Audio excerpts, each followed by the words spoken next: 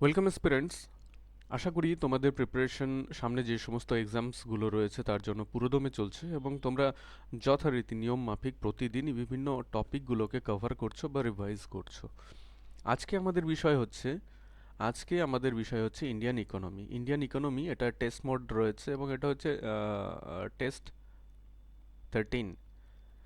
যদিও এটা টেস্ট মোডে রয়েছে কিন্তু কখনোই ভাববে না যে মাইনর শুধু আমি কুইজ অর্গানাইজ করব, but in depth study related যে কোশ্চেন্সগুলো বিভিন্ন এক্সামে বিভিন্ন সময় এসেছে সেগুলো নিয়েও আলোচনা করব। সুতরাং যে কোশ্চেন্সগুলো একটা এক্সামে আসে তার সাথে রিলেটেড সমস্ত বিষয়কে কভার করার চেষ্টা করা হয়েছে এই ভিডিওতে। তো চলো, ফার্স্ট কোশ্চেন আজকে যেটা রয়েছে সেটা হচ্ছে ভারতের জাতীয় আয়, ন্যাশনাল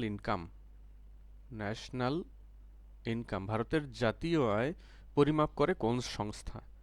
এখানে রাইট আনসার হচ্ছে সিএসও। সিএসওর ফুল ফর্ম হচ্ছে central central central statistics statistical organisation বা সেন্ট্রাল স্ট্যাটিস্টিক্স অর্গানাইজেশন।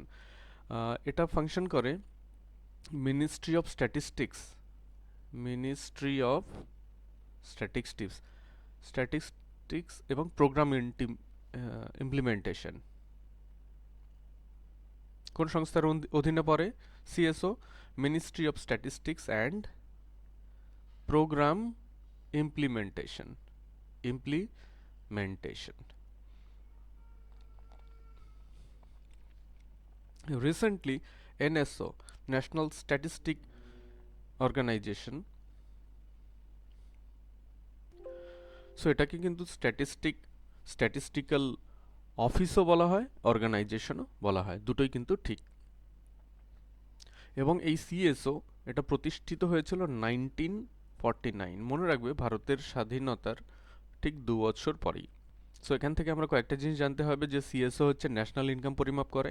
বর্তমানে এনএসও, ন্যাশনাল স্ট্যাটিস্টিক্যাল অফিস বা অর্গানাইজেশনের আন্ডারে সিএসওকে নিয়ে আসা হচ্ছে বা হয়েছে। এটা কোন মিনিস্ট্রির আন্ডারে ফাংশন করে? Ministry of statistics and programme implementation. এবং এই সংস্থাটি সিএসও প্রতিষ্ঠিত হয়েছিল 1949। চলো আমরা নেক্সট কোশ্চেনে চলে যাই। কোন কমিটির সুপারিশে নাবার্ড প্রতিষ্ঠিত হয়? নাবার্ডের ফুল ফর্ম কি? National national Bank for agriculture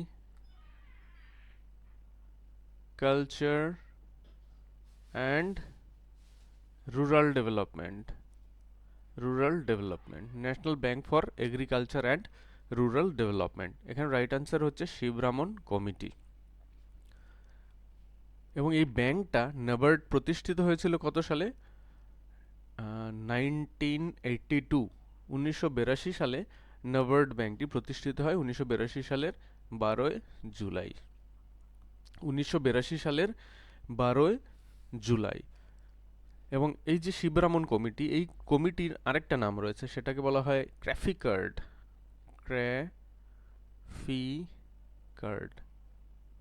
এটা কোনো প্রপার নাউন না, রেদার এটা হচ্ছে অ্যাক্রোনিম, অর্থাৎ এর ফুল ফর্ম রয়েছে। ফুল ফর্মটা কি?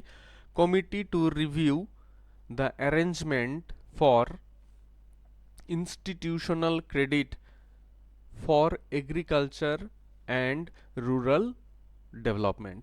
এই কমিটির হেড কে ছিল? শিবরামন। এবং কমিটি কে ফর্ম করেছিল? RBI, reserve bank of India. Reserve bank of India এই ক্র্যাফিকার্ড বা শিবরামন কমিটি ফর্ম করেছিল। যেটা যে সময় এই কমিটি গঠন করা হয় সেটা হচ্ছে 1979, 1979। এবং এই কমিটির সুপারিশের ভিত্তিতেই 1982 সালে কিন্তু 1982তে নাবার্ড প্রতিষ্ঠিত হয়। তো চলো আমরা নেক্সট কোশ্চেনে চলে যাব। ভারতের সঞ্চয়ের বৃহত্তম ক্ষেত্রটি হলো ডোমেস্টিক ক্ষেত্র বা গৃহস্থালী। ডোমেস্টিক ক্ষেত্র মানে শুধু যে বাড়িতে আমরা টাকা রেখে সঞ্চয় করি ওসব না। সেভিংস ব্যাংকেই হোক বা কোনো ফিনান্সিয়াল অর্গানাইজেশনেই হোক, মিউচুয়াল ফান্ড হোক, স্টকস হোল্ডিং হোক বা কোনো আবাসন হতে পারে, এই সব কিছুই গৃহস্থালী সেক্টর বা ডোমেস্টিক সেক্টরের আন্ডারে আসে। এবং এটা হচ্ছে ভারতের সঞ্চয়ের সবচেয়ে বড় ক্ষেত্র ডোমেস্টিক সেক্টর। তো চলো আমরা নেক্সট কোশ্চেনে চলে যাব। কোশ্চেন নাম্বার 4, সবুজ বিপ্লব বা গ্রিন রিভলিউশন হয়েছিল কোন পরিকল্পনার সময়? এটা এখানে রাইট অ্যান্সার হচ্ছে তৃতীয়, থার্ড 5 ইয়ার্স প্ল্যানিং এর সময়, কিন্তু গ্রিন রিভলিউশন বা সবুজ বিপ্লব হয়েছিল। এই থার্ড যে প্ল্যান তার সময়কালটা হচ্ছে 1961 টু 66, এই সময়কাল। এই সবুজ বিপ্লবের প্রত্যক্ষ প্রভাব মেইনলি দেখা যায় 1965-66 সালে। মেইনলি হুইট, গম প্রোডাকশনের ক্ষেত্রে পাঞ্জাব হরিয়ানায় অবিস্মরণীয় রেজাল্ট করে এই সবুজ বিপ্লবের আন্ডারে। তো চলো আমরা নেক্সট কোশ্চেন দেখব। নেক্সট কোশ্চেন কি রয়েছে? ভারতের শেয়ার বাজারের নিয়ন্ত্রক সংস্থা। শেয়ার বাজার নিয়ে অনেকেই জানো, SEBI, securities and exchange board of India, securities and exchange board of India. এই সেবি প্রতিষ্ঠিত হয় 1988 সালে এটা প্রতিষ্ঠিত হয়, কিন্তু একে সংবিধিবদ্ধ বা ইন্ডিপেন্ডেন্ট ক্ষমতা কিন্তু দেওয়া হয়নি, বরং তার প্রায় 4 বছর পর 1992-তে সেবিকে সংবিধিবদ্ধ করা হয় এবং বিধিবদ্ধ একটি সংস্থার সমস্ত পাওয়ার তখন থেকেই সেবির ওপর অর্পণ করা হয় এবং আইন মোতাবেক তখন থেকেই সেবি কিন্তু কাজ করছে। তো চলো আমরা নেক্সট কোশ্চেন দেখব। নেক্সট কোশ্চেন কি রয়েছে? নিচের কোনটি বৈদ্যুতিক নয় কিন্তু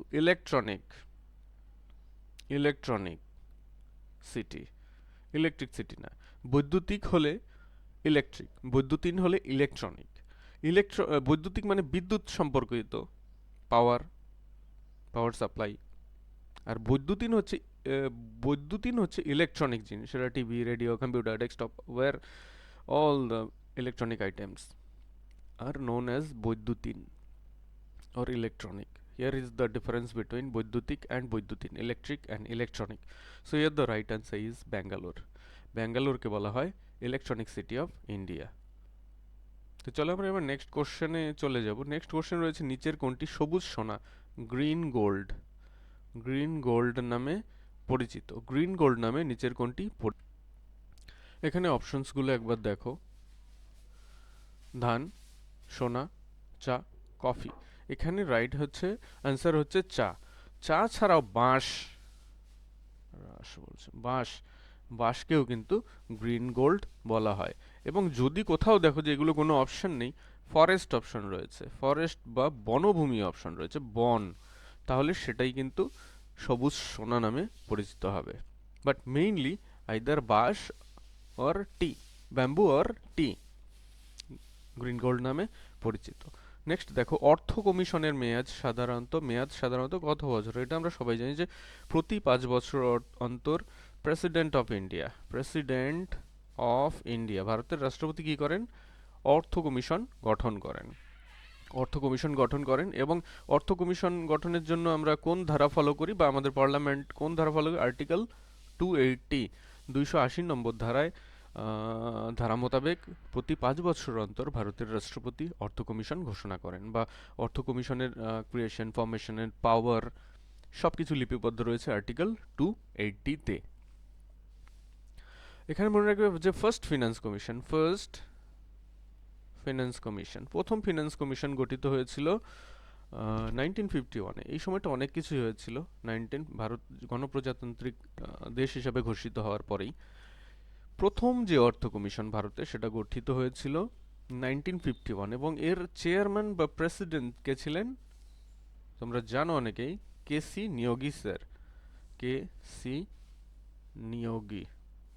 নিয়োগী ছিলেন এর চেয়ারম্যান। সো এখান থেকে শুধু একটা কোশ্চেন আমরা জানলেই হবে না, এখানে অনেকগুলো কোশ্চেন্স হতে পারে। ফার্স্ট হচ্ছে অর্থ কমিশনের মেয়াদ কত বছর? 5 বছর। তারপর অর্থ কমিশন কে গঠন করে? রাষ্ট্রপতি, প্রধানমন্ত্রী, এগুলো অনেক অপশনস থাকতে পারে। মনে রাখতে হবে যে প্রেসিডেন্ট অফ ইন্ডিয়া। তারপর একটা কোশ্চেন্স হতে পারে যে অর্থ কমিশনের বিষয়ে সংবিধানের কত নম্বর ধারায় বিস্তারিত তথ্য রয়েছে? তাহলে হবে আর্টিকেল 280। এগুলো কিন্তু তোমাদের রিলেটেড জিনিসগুলো পড়তে হবে এবং খুব পরীক্ষায় এগুলো আসে। নেক্সট কোশ্চেন হতে পারে ভারতের প্রথম ফিনান্স কমিশন বা অর্থ কমিশন কত সালে গঠিত হয়? সেটা ছিল 1951 এবং এর মেয়াদ ছিল 1951 টু 1956। এবং ভারতের প্রথম ফিনান্স কমিশন যেটি গঠিত হয় তার চেয়ারম্যান কে ছিলেন? কেসি নিয়োগী। তো চলো আমরা নেক্সট কোশ্চেনে চলে যাই। প্রধানমন্ত্রী গ্রাম সড়ক যোজনা, প্রাইম মিনিস্টার গ্রাম সড়ক যোজনা কবে শুরু হয়? এখানে রাইট আনসার হচ্ছে ডিসেম্বর 2000। রাইট আনসার হচ্ছে অপশন এ। যদি আরও স্পেসিফিক্যালি ইনফরমেশন সাধারণ ইন্টারভিউতে জিজ্ঞাসা করে 25 ডিসেম্বর 2000, 25 ডিসেম্বর 2000 প্রধানমন্ত্রী গ্রাম সড়ক যোজনা কিন্তু শুরু হয়। তো চলো আজকের লাস্ট কোশ্চেন, যেটা নীল বিপ্লব বা ব্লু রেভলিউশন, ব্লু রিভলিউশন এর সাথে কোনটি সম্পর্কযুক্ত? জল, পানীয় জল, না মৎস্য চাষ? হ্যাঁ, মৎস্য চাষ কিন্তু ব্লু রিভলিউশনের সাথে সম্পর্কযুক্ত। এর সাথে মনে রাখতে হবে পিঙ্ক রিভলিউশন, চিংড়ি, তারপর ইয়েলো রিভলিউশন, অয়েল সিড, এগুলো কিন্তু হোয়াইট রিভলিউশন, মিল্ক প্রোডাকশন, এগুলো কিন্তু জানতে হবে।